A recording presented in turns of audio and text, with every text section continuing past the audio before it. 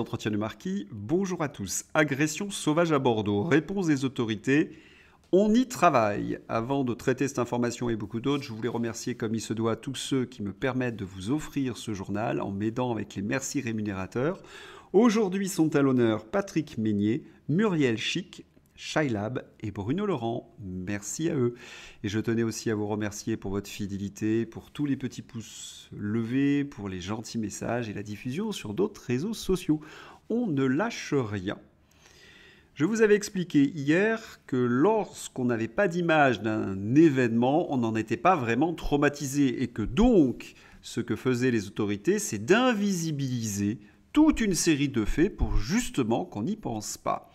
Et là, patatras, nous avons une vidéo d'une agression. Je vous montre qu'une image, vous pouvez la voir dans ma description, d'un homme connu défavorablement des services de police qui agresse une dame âgée et sa petite fille. Si cette scène illustre parfaitement que notre pays a sombré dans la barbarie, un homme défavorablement connu des services de police agresse deux personnes en situation de faiblesse en plein jour. Il n'en reste pas moins que c'est une scène banale au vu des statistiques. Nous savons en effet qu'il y a une explosion de la délinquance, qu'il y a plus de 120 à 130 agressions au couteau par jour dans notre pays, que 1800 quartiers sont noyautés par la pègre. Et il y a bien des autorités dans ce pays. Quelles sont leurs réponses? Regardez ce qu'est capable de dire une élue verte de la municipalité de Bordeaux. Ça arrive à tout le monde de se faire agresser. On y travaille. Vous ne rêvez pas. Vous avez le comportement classique d'une élue de gauche. Elle minore les faits, les agressions. C'est pas grave, en fin de compte, de prendre des coups de couteau, de se faire violer. Non, non. Et puis, de toute façon, on va agir. Ça ne vient jamais, hein, c'est l'Arlésienne, on ne voit jamais une mesure concrète de prise. Et en ce sens, cette élue verte est en parfait raccord avec la politique d'Emmanuel Macron qui nous promet monts et merveilles et nous ne voyons jamais de résultats. Son ministre de l'Injustice, Dupond-Maserati, ne dit-il pas lui-même « l'insécurité, ça n'existe pas réellement, il n'y a qu'un sentiment d'insécurité ». Pourquoi nie-t-il le réel à ce niveau-là? Eh bien, je vous l'expliquais, si les Français étaient au courant de ce qui se passait réellement, si on avait les images qui sont choquantes, traumatisantes, eh bien les Français se révolteraient. Et c'est prévu donc. Malika Sorel, qui a été au Haut Conseil de l'intégration, a expliqué qu'il y a des directives européennes. Il ne faut jamais parler des victimes, il ne faut pas parler des agresseurs, il ne faut pas nommer les agresseurs par leur nom parce que cela susciterait un rejet, notamment des agresseurs venus de l'immigration. Les ordres viennent d'en haut. Il faut invisibiliser les victimes, il faut invisibiliser les agresseurs. Circuler, il n'y a rien à voir. Mais les Français, eux, eh bien, ils subissent ces agressions. La France est devenue une jungle et les Français se sont véritablement abandonnés dans cette jungle. Alors, leur seule solution, eh bien, c'est Christophe Guilluy qui l'explique dans La France périphérique. Il faut migrer parfois à l'intérieur du pays pour se trouver en sécurité. Et Christophe Guilluy dénonce l'attitude de la gauche. C'est bien cette gauche qui a sacrifié les classes populaires. Il a même une formule très juste. La gauche, c'est le meilleur agent de communication des élites mondialisées. Et quand ces classes populaires se soulèvent parce qu'elles souffrent, parce qu'elles ont perdu du pouvoir d'achat, elles sont qualifiées par les élites boboisées, les journalistes, les hommes politiques de gauche et Emmanuel Macron de beauf, de complotistes d'extrême droite, et Dieu sait quelles épithètes ils sont capables d'inventer. Voilà dans la situation dans laquelle nous sommes. Et il n'y a pas seulement que la délinquance, il y a aussi la souffrance du pouvoir d'achat. C'était d'ailleurs une des grandes revendications des Gilets jaunes.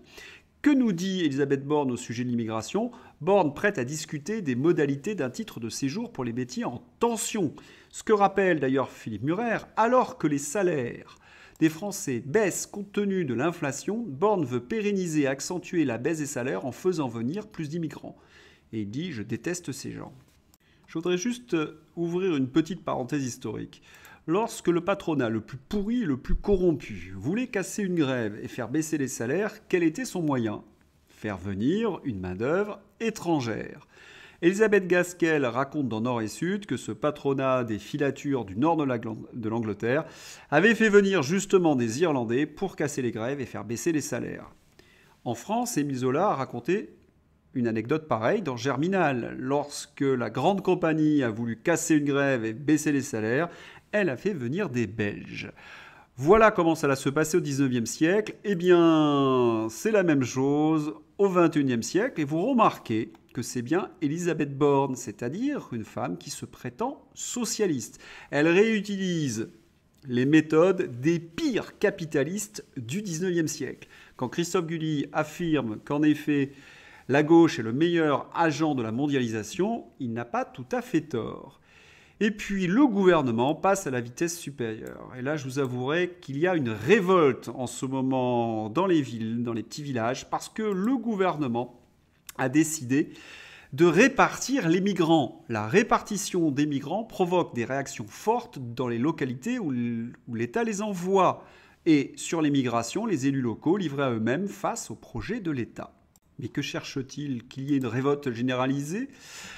Bon, vous savez que ce sont des directives européennes, il faut accueillir un maximum de migrants, il faut les répartir sur l'ensemble du territoire. Leur objectif, c'est de créer les États-Unis d'Europe, faire en sorte que toutes les communautés soient divisées les unes contre les autres, comme aux États-Unis, pour empêcher leur union. Et dans une certaine mesure, vous connaissez l'adage, diviser pour mieux régner.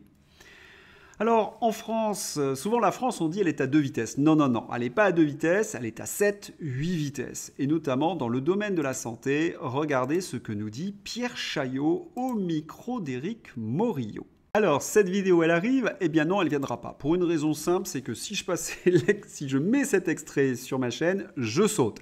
Alors, le plus simple, c'est que vous alliez voir en description. Et je vous ai parlé d'invisibiliser certaines informations, oui. Et bien, sur certains sujets, on ne peut pas dire les choses, on est obligé de ruser. Et vous savez que souvent, j'utilise des codes, des jeux de mots, pour ne pas justement me faire attraper. Alors, si vous voulez savoir ce que Pierre Chaillot pense d'un certain sujet qui fait pchout et qui a un rapport avec un grand laboratoire, allez voir dans ma description. Sinon, vous avez sur les réseaux sociaux exprimé votre dégoût lorsque vous avez vu Elon Musk exprimer son admiration envers Emmanuel Macron. Alors, on est dans une situation inversée. Les macronistes voués aux gémonies Elon Musk, c'était l'homme qui allait libérer Twitter de la censure, insupportable pour les macronistes. Et maintenant que le milliardaire explique que Macron est bien, ça y est, il est porté au nu. Et c'est l'inverse, évidemment, dans notre camp. Alors, on n'oublie pas une chose, Elon Musk est un homme d'affaires, il est là pour sauver Tesla, et il utilise, comme tous les milliardaires, les médias pour ses affaires. Il n'en reste pas moins qu'aux États-Unis, il est du côté de Trump et qu'il pourra apporter quelque chose. Mais il faut bien comprendre que la France, ce n'est pas sa priorité, bien évidemment. Certains ont aussi diffusé cette nouvelle. Geoffroy Lejeune est bien définitivement licencié. On le regrettera. Il avait donné un souffle à Valeurs Actuelles. Vous avez un très beau mot de Tugdal Duny. J'ai vécu, grâce à Geoffroy Lejeune, les plus belles et intenses années de ma vie professionnelle. Mais surtout, j'ai vécu tout court, comme jamais. Je n'oublierai rien. Et il continuera bien sûr à se battre pour Valeurs Actuelles. D'après certaines rumeurs, l'ensemble de la direction serait licencié. Alors, mauvaise nouvelle, oui, parce que Valeurs Actuelles, c'était un refuge pour certains patriotes, mais voilà, il existe une jeune génération de journalistes, ils vont se battre et on fait confiance à Geoffroy Lejeune pour relancer un journal qui ne sera plus sous la tutelle d'un milliardaire. On l'attend avec beaucoup d'impatience, on espère évidemment relire les éditos plein de panache de Geoffroy Lejeune. Et puis, bonne nouvelle, le journal L'Immonde a été condamné. Dire que François est un blog complotiste et diffuserait de fausses informations constitue un acte de concurrence déloyale par dénigrement. Et pan sur le museau de L'Immonde. Le journal de référence a été condamné parce qu'il publie des fake news pour dénigrer un concurrent. Ce n'est pas ce journal qui reçoit de l'argent public, que dis-je, gavé d'argent public, de nos impôts? Eh bien si. Est-ce que ce n'est pas ce journal qui reçoit des subventions d'un milliardaire très proche de l'OMS? Si, et pour ne pas le nommer, Bill Gates. Qu'il soit condamné, ça fait vraiment plaisir.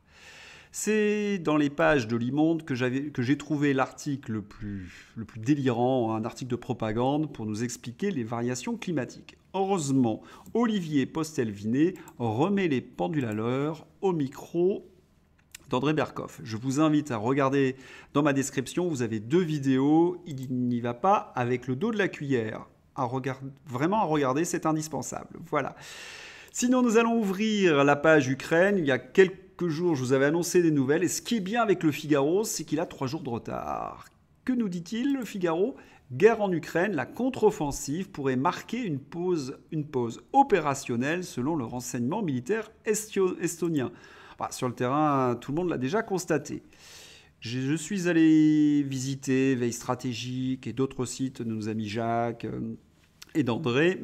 Il y aurait peut-être une contre-offensive russe. Je ne peux pas l'affirmer, mais il semblerait que dans certains endroits, les Russes poussent pour aller à la frontière de leur oblast.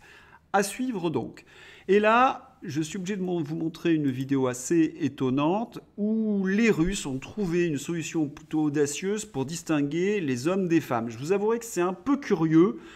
C'est notre ami Xavier qui va tout nous expliquer. Comment est-ce que les Russes font la différence entre les hommes et les femmes? À partir de ça, eh bien, il y a une méthode audacieuse qui consiste à regarder si l'enfant a un pénis, eh bien, c'est un homme, et s'il n'en a pas, c'est une fille.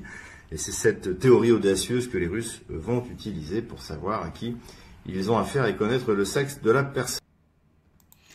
Merci. Bon, il faut un petit peu plaisanter. Vous savez que les Russes sont contre le wokisme et ils utilisent tout simplement la méthode de nos ancêtres, bien évidemment. Si vous avez aimé cette vidéo, n'hésitez pas à la diffuser sur d'autres réseaux sociaux, à la soutenir par un petit pouce levé, par un gentil message. Un journal un peu plus court aujourd'hui, j'ai des choses à faire par la suite. Merci de votre fidélité, à bientôt, au revoir.